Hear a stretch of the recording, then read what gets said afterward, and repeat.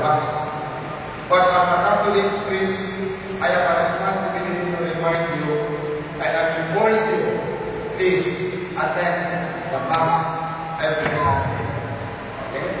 Mag-misa po kayo bawat linggo. Dahil ang misa po ay from the Greek word Eucharistin. In English is Eucharist. If you will try to translate that Eucharist in a translation into English, it is thanksgiving. Na sa Tagalog po ay parang papasalamat.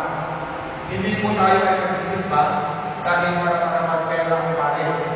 Hindi po. Kasi kung pakinggan mo ang nilagay nyo sa sipon, at meron po natin yung more than 100,000, hindi po kaya natin yan. You are asked, or you are asked to attend the Mass every Sunday. It is because we need to give thanks and give praise to the Lord. See, for 7 days a week, the Lord is only asking us for 1 day. In fact, it is not even 1 day. It is only 1 hour of your time. Ang misa ay misa thanksgiving, magpapasalamat. Dahil sa nabiyaya ang nagkamalit for 6 days in a week. Kaya yung pag-misa natin ay isang magpapasalamat sa Panginoon. Kasi nung ako lang yung Panginoon, at mayroon po akong remote control, bawat isa sa inyo, may remote control ako, tapos sinakay ko sa remote control program. Yung mga hindi nagsimba ng isang taon, ay mawala ng hininga, magkahayugan, magkakardiak arrest. Ipinutin ko, iwan ko, sa mga kaya nakakaroon ko dyan.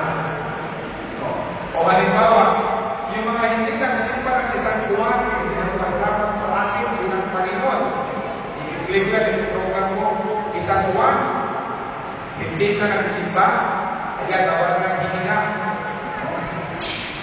Iwan ko kung sino na kaya ang nakakaroon dyan. O siguro marami siguro mabangga na mga kotse, mga truck, na hindi sila nagsimba. Pero mga kapatid, hindi ko gano'n ang Panginoon, ha? Kasi kung ako lang Panginoon, ako maraming mga mabasang dito. Pero ang Panginoon na hindi gano'n, kung masalamat tayo, hindi ako Panginoon. Kasi kung ako lang Panginoon, ako maraming mga mabasang siguro dito. Hindi nga, maraming nagkakares na kailan niya. But we must always remember the Lord is not like that because it is a kind of love. But isipin naman natin, kung naman natin ang gusto ng Panginoon, kung naman ang gusto ako ang mga ito, sumasama pa lang kaya kami, nagkakaroon ng sa panas. Ako naman sa panas, kasi hindi kayo sila mawala ito, inahandal natin ang kanyang mga anak ang simba. Ako. Kaya nga, bilang ako, sana naman ay bilang sa Katoliko, pasalamat naman kayo sa Panginoon. Kasi kung ako lang yung tatay, sabihin niyo sa mga anak ninyo, pagkatapos yung makalit, makakilig, inagagahan, inaharga, tapos after how many years, alis na sa bahay ninyo, ano wala ka sa puso ninyo? Gusto mga galit nyo, gusto parang yung mga ako ko eh.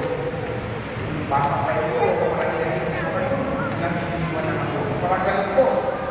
Iwan about sa Panginoon. Ibigay tayo lahat, ha?